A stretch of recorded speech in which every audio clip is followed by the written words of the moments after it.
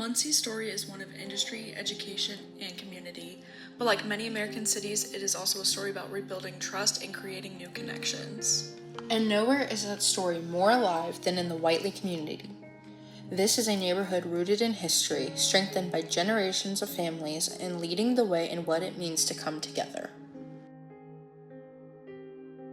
I am the president of the Whiteley Neighborhood Association. I'm serving my 11th year right now as president, so I've been here for a little while. And I guess my role in Whiteley is to make connections, build collaboration and partnership with other organizations and foundations, businesses. I also have to present a positive image of who we are when I'm outside the neighborhood, because there's been an impression of who we are from outside the neighborhood, which isn't quite correct. Whiteley also is a family-oriented community. It's a kid-oriented community. They're an education-first community. And until you're engulfed in that, you might not see it like that or know that, but it's a loving community. Whiteley, we're predominantly African-American neighborhood, and they kind of depicted us as low income, kind of dangerous, drug infested. But what they didn't realize is a lot of people that live here didn't have to live here. A lot of people in Whiteley now choose to live here. They can live other places. Growing up, we had the grocery stores, barbershops, cafes, mechanics that everybody took advantage of because you wasn't welcome back in the early 60s and those kind of things. Muncie wasn't like down south, but there were a lot of places that you felt uncomfortable. A lot of people did everything that they needed to do right here in the neighborhood, and that was always great. I knew Whiteley well, but I felt like when I started the police department, everybody didn't have that same experience in Whiteley. A lot of times you think that everybody looks at you like most people look at you, especially the police, because the only time you come in here is when there's trouble. Obviously, we all know in 2020, nationally, there was a shift in how we see policing. I think because of that, we have a divide between police and civilians and the people that we serve. And what I found out when I got here is that a lot of us have a good mentality about helping the community and wanting to help. But it's not always easy to go up to somebody who might be apprehensive about you because you have the uniform on, and make those connections. I think because that's almost always lost in translation, and it's job first, uniform first. This is my highest identity, which is a problem on both sides. We just don't have a lot of opportunities for connection in a real way. How do you break the barrier between a community and those who are called to protect and serve it? Pastor Scott approached me and we had a lot of conversations about improving community relations between Whiteley and the police department. We've had 3 community forums with law enforcement where we had them on a panel and we would ask them questions and they would, give us questions.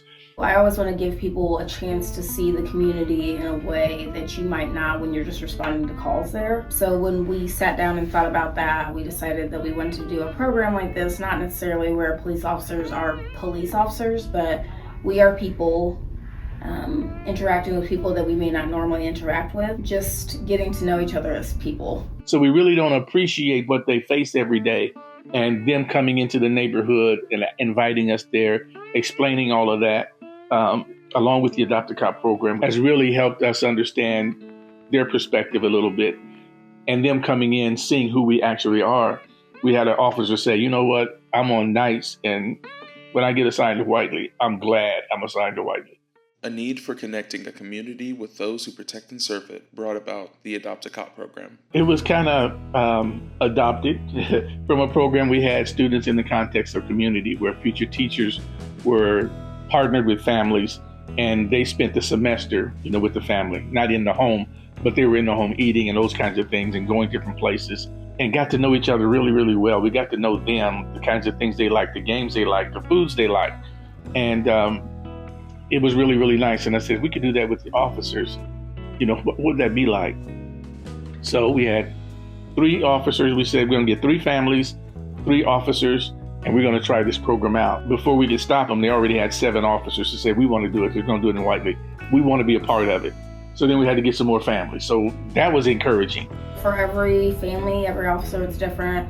because it's based not so much in what our jobs are, what they do.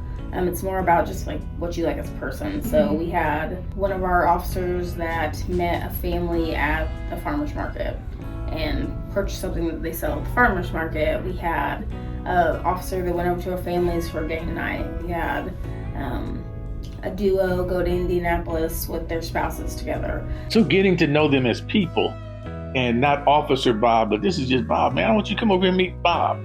And then you find out that Bob is an officer. And if we introduce them to the neighborhood like that, then people in the neighborhood understand, Bob. So if I know him like I knew him, then I would feel a whole lot different about when he comes into the neighborhood.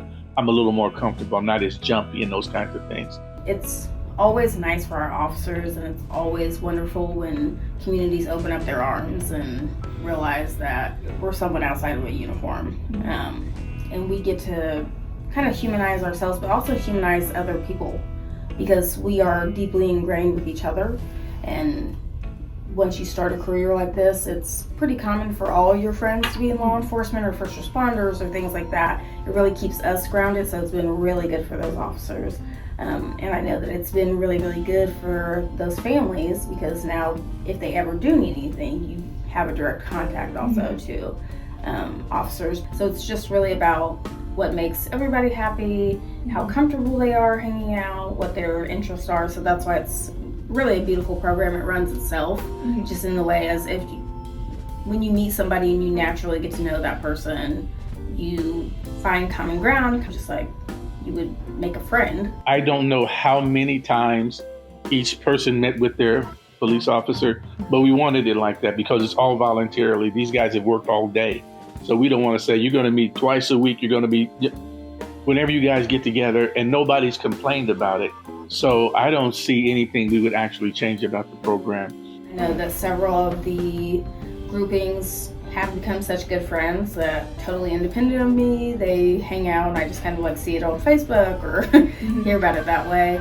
I'm proud to say that a lot of them have continued way past the scheduled date. But I think it was a great success. We had leadership here. Our chief participated and he had a fabulous time. So that was awesome. We had leadership in Whiteley that participated, and I think that's leading by example and showing how important these types of programs are to the future of the police department. We're getting ready to step off into the next phase of the program. What lies in the future of an Immortal program like this? We're going to host a celebration for everybody just to come together and kind of talk about it and then transition it into maybe like a neighborhood watch program. Now, we've had neighborhood watch here before, but they're going to come in and it really help us understand how a neighborhood watch should work, the resources that you have available for neighborhood watch, the kinds of things that you report and who you report them to and those kinds of things, so you know the best way to get results. But then we also want to include in all of that the relationship building, not just officer to resident, but now resident to resident, because we're going to be watching, but we want to watch over each other as well, and not just crime. I have this dangerous situation that doesn't involve people, but it's a blighted house. I have this situation with a corner that's overgrown and it's a dangerous intersection. So how do we watch over each other for safety, not just criminality, but how do we make sure that the neighborhood is safe and everybody's comfortable telling everybody, this is a situation that we're facing in this area. We have 7 areas in this neighborhood, 2,900 people. So we've divided it up. In the Whiteley community, the Adopt a Cop program showed that real change does not happen through policies alone, but through relationships built over time. Small moments, a visit, a shared story, a familiar face, lay the foundation for stronger partnerships between families and law enforcement. The beauty of the program is that the positive things that happened have spread through the department, they've spread through the community, and I hope that that's influential to people. I would encourage people to reach out on their own and do it as well. None of us are ever going to say no to hanging out with somebody or like eating with somebody, but I would say that I think that it has been helpful to all of Muncie. What begins as simple conversations and consistent presence grows into something far more meaningful: mutual understanding, respect, and long-term trust. We're trying to let people know who we are our culture, our wealth, cultural wealth, and the richness of this neighborhood. Not to say that we're so great. We want to share whatever we're doing here, you can do in other places as well. So that's really what we're wanting people to know. This is how good we are. How good are you? We want to see that as well.